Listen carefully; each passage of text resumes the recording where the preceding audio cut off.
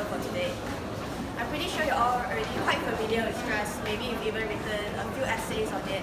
Nevertheless, I still want to add on an extra fact, so I'm sure a abundant list of them. Now, I'm certain we all know how stress is associated with fight or flight responses. This response is typically triggered during a dangerous situation when your body needs to get you to safety. This can be very vital in a life or death situation, but maybe a day before your competition or maybe your exam, it can be rather inconvenient. However, what if I told you that this wasn't the only response that could be triggered by stress? What if I told you your stress could be preparing you to step up to the challenge? This is called a challenge response.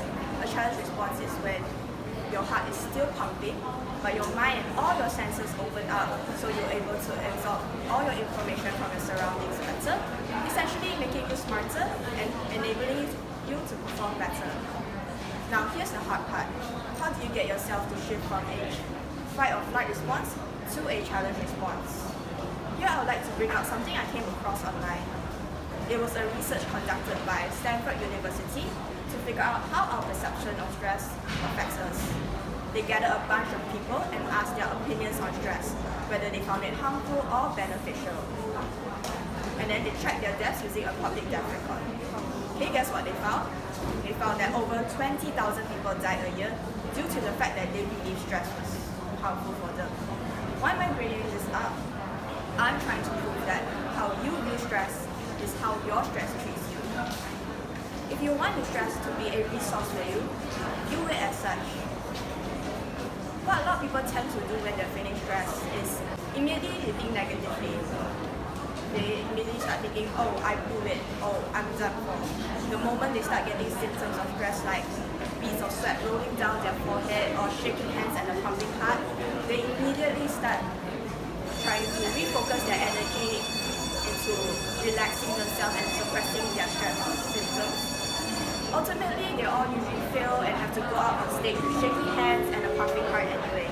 However, instead of this, you should be interpreting your symptoms of stress as a sign that your body is revitalized, re-energized, and ready for whatever is to be thrown at it.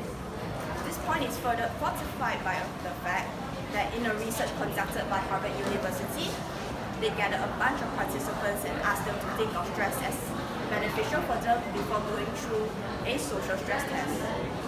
Typically, during a normal stress response, your blood vessels will constrict, which is usually why stress is often linked with cardiovascular diseases.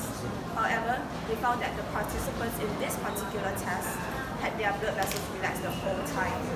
Fascinating, isn't it?